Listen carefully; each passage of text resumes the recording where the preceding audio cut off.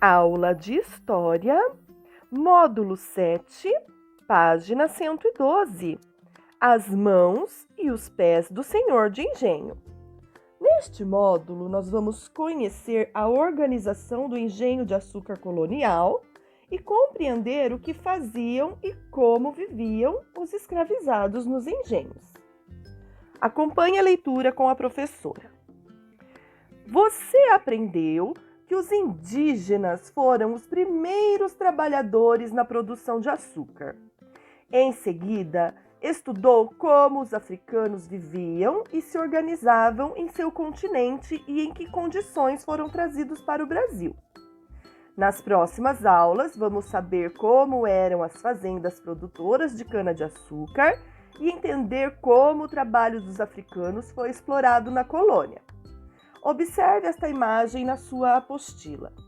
É uma gravura de Johann Maurice Rugendas, produzida em 1835, que retrata, segundo a visão do artista, um engenho de açúcar. Conforme o que nós estudamos até agora, já foi possível saber que predominava a mão de obra africana em grande quantidade para que pudesse desenvolver as atividades na fazenda.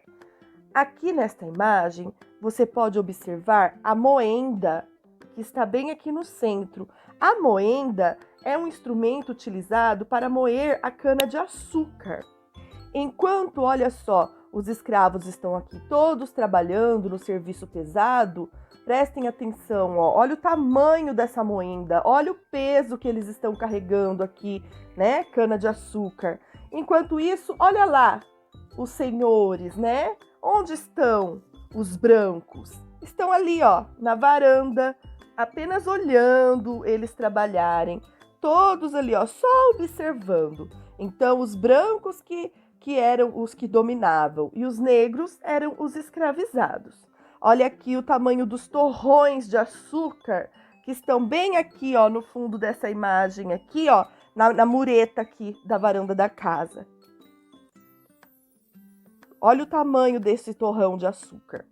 No decorrer das aulas, nós vamos aprender um pouco mais sobre o engenho e a sua estrutura. Trocar ideias. Número 1. Qual a importância do trabalho das pessoas escravizadas para o desenvolvimento da lavoura canavieira? Conforme nós já aprendemos até o momento, na lavoura canavieira, o trabalho era muito intenso e exigia, como a professora já disse, uma grande quantidade de trabalhadores. Os escravizados faziam todo o serviço que se iniciava com a preparação da terra para a plantação da cana e ia até a produção dos torrões de açúcar. Ou seja, quem desenvolvia todo o trabalho eram os negros escravizados, desde a preparação da terra para plantar essa cana até o processo final de produção do torrão de açúcar. Número 2. Como você imagina que era uma fazenda produtora de cana-de-açúcar no período colonial? Você já deve ter visto algumas imagens em livros, em apostilas e até mesmo na televisão. Uma fazenda produtora de açúcar, ela era composta por diversas áreas. Tinha a lavoura, o engenho-fábrica, a senzala, a casa grande e a capela. Vamos observar o pequeno vídeo na sequência. Entre os séculos XVI e XVIII, a produção de açúcar foi a maior riqueza da economia do Brasil colonial.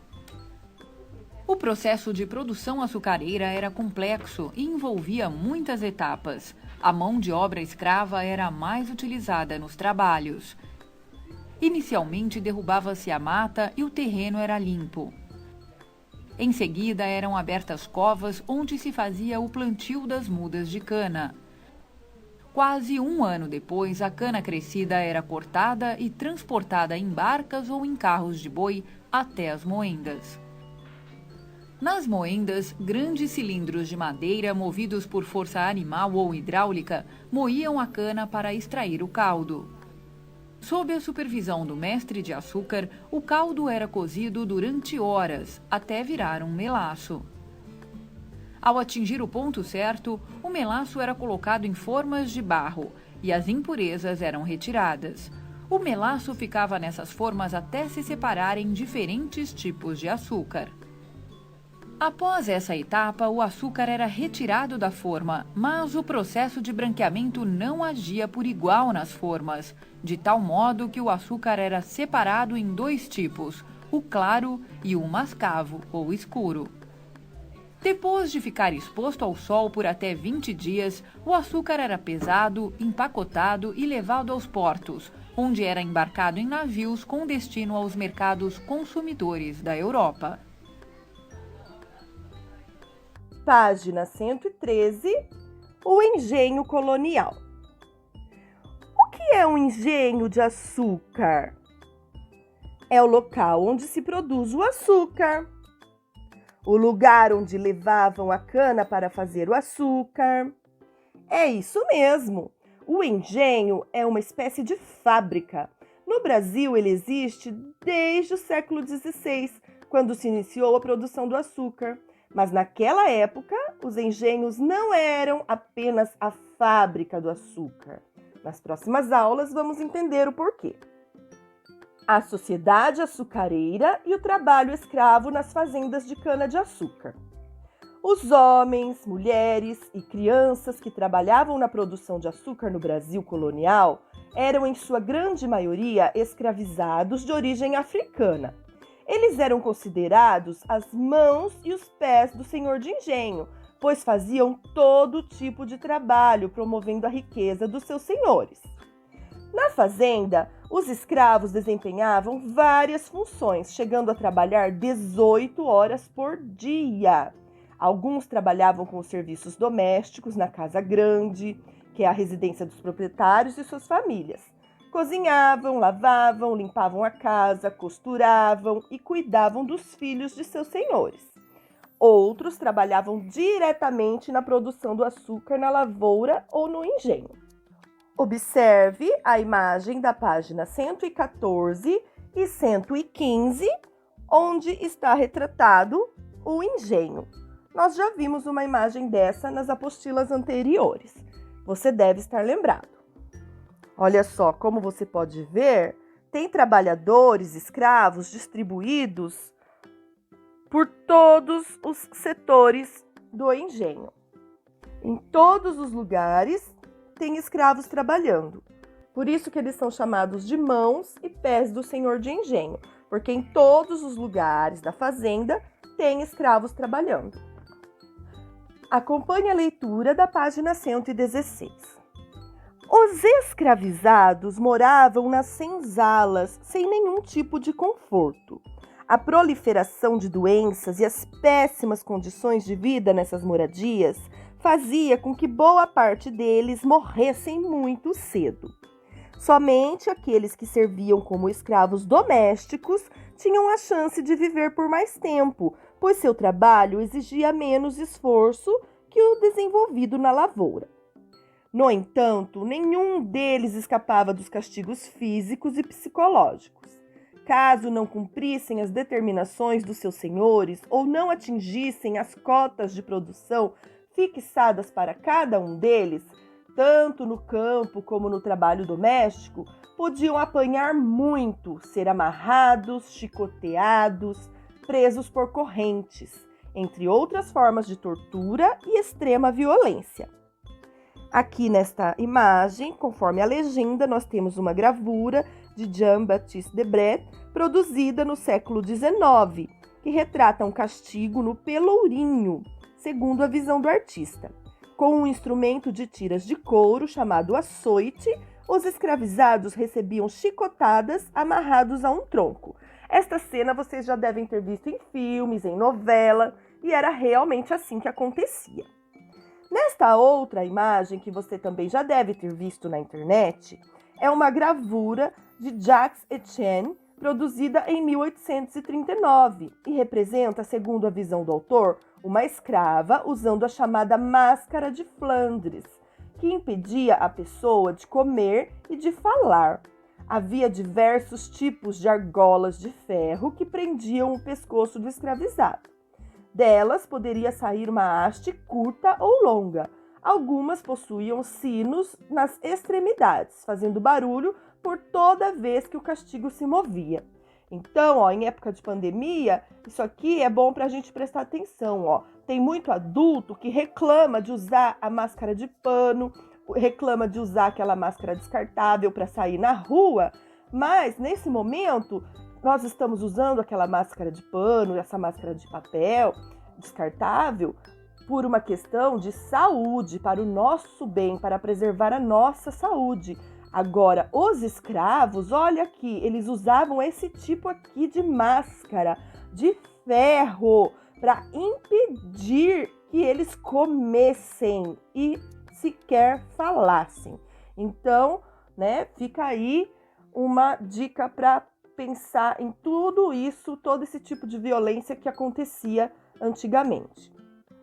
A próxima gravura de Jean-Baptiste Debray, produzida em 1835, retrata escravos no tronco segundo a visão do artista. Muitos deles ficavam com os pés presos a um instrumento de madeira travado com cadeados de ferro. Olha a situação, Muito triste uma coisa dessas. Os castigos, na maior parte das vezes, eram determinados e aplicados pelo feitor. Feitor é aquele que organizava e supervisionava o trabalho dos escravizados. Cabia a ele garantir as cotas de produção. Em geral, o feitor era um homem branco assalariado, mas havia casos em que essa função era desempenhada por um escravo de confiança do senhor. Então, os castigos, na maior parte das vezes, eram determinados e aplicados pelo feitor, e frequentemente eram públicos. Dessa forma, muitas pessoas assistiam aos atos de violência cometidos contra os escravos e sabiam o que aconteceria com quem não obedecesse aos senhores, tentasse fugir ou reclamasse de sua situação. Atividade 1, da página 117. Analise as imagens produzidas pelo artista francês Jean-Baptiste Debray e complete as imagens abaixo. Imagem 1.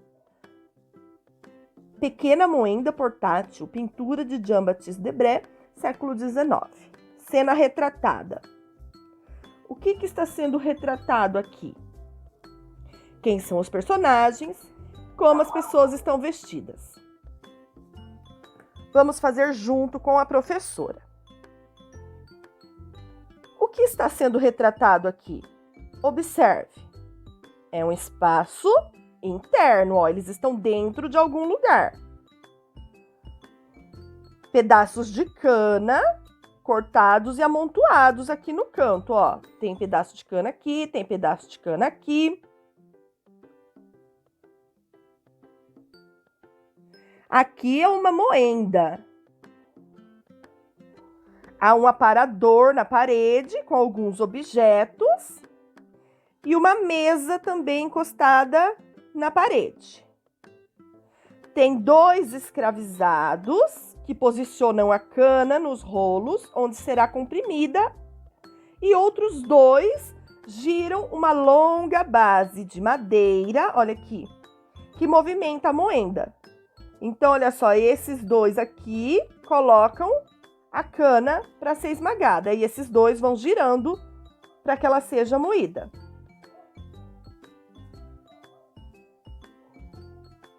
E a partir daí surge o caldo, que é despejado no tacho embaixo da moenda. Quem são os personagens? 4 escravos negros. Como as pessoas estão vestidas? Tem 2 homens que estão vestindo calça e camisa colorida. O outro está apenas com uma calça e tem um outro que tem somente um tecido ao redor da cintura. Letra D. Como elas são retratadas em relação ao trabalho que realizam? Elas estão infelizes, sofrendo, ou estão tranquilas, sem sofrimento? Aqui, nesta imagem, o que dá para perceber? Será que elas estão infelizes, estão sofrendo ou estão tranquilas e sem sofrimento? Você vai dizer que elas estão sofrendo porque você já conhece a história, você já estudou, a professora já comentou. Mas aqui, ó, só observando a imagem, o que você acha? Não parece que elas estão, assim, apenas realizando um trabalho de boa, como se fosse um trabalho normal, um trabalho legal? Como se elas não estivessem sendo maltratadas. Então, olha, preste atenção que essa imagem, ela não corresponde à realidade total do que realmente acontecia. Porque eles não trabalhavam assim num ambiente tranquilo. O trabalho era forçado, tá? Eles eram obrigados a trabalhar, eles eram maltratados. E aqui parece que eles estão trabalhando assim, de boa, e não era isso que acontecia. Eles eram muito maltratados, tá? Então aqui você pode marcar que nesta obra elas aparentam estar tranquilas e sem sofrimento. E aí fica a questão de você fazer a análise, que essa obra de Debré, ela não é fiel à vida real dos escravizados. Ela é somente uma interpretação, é segundo a visão dele, tá joia? Vamos para a página 117. Imagem 2. Uma senhora brasileira em seu lar, gravura de Jean-Baptiste Debré, século XIX. O que é que tem aqui nessa cena retratada? O que é que você vai escrever aqui? A cena retrata uma mulher branca e uma garota, possivelmente sua filha. Elas estão sentadas, respectivamente, em uma espreguiçadeira e uma cadeira, né? Uma de frente para a outra. Os escravizados, olha aqui, ó. 1, 2, 3 escravizados. Eles estão sentados no chão. Olha, tem até bebês aqui, ó. Eles estão, então são 1, 2, 3, 4, 5 escravos. Eles estão sentados no chão. O outro traz uma bandeja com algum líquido, né, que ele vai servir para a senhora.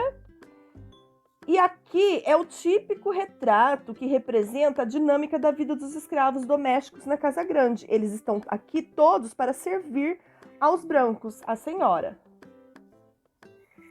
Quantos personagens tem? 1, 2, 3, 4, 5, 6, 7. Tem 7 personagens. Uma mulher e uma jovem brancas, que são as senhoras, 2 adultos e um jovem, e 2 crianças negras, que são as pessoas escravizadas. Vai escrever isso aqui na letra B. Letra C. Como as pessoas estão vestidas. A mulher jovem branca, ó. A mulher e a jovem branca estão usando vestidos longos. O jovem que está em pé, com a espécie de macacão branco, né? Tem o outro sentado sob a esteira, que está com uma calça, aqui, e uma ombreira e sem camisa. Ele não está de camisa. Ó, esse aqui também está sem camisa. As crianças, os bebês, ó, estão praticamente sem roupa. E a mulher que está sentada na esteira usa um vestido longo, semelhante aos da senhora. Letra D. Como elas são retratadas em relação ao trabalho que realizam. Aqui, novamente, ó, não parece que está um ambiente tranquilo, calmo?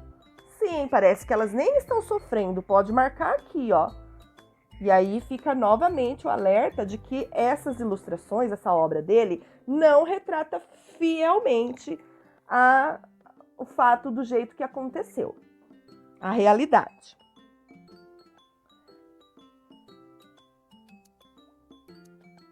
Na próxima aula, continuaremos com a atividade número 2. Faça o seu registro, faça a correção, tire as fotos e envie no WhatsApp da professora. Até mais!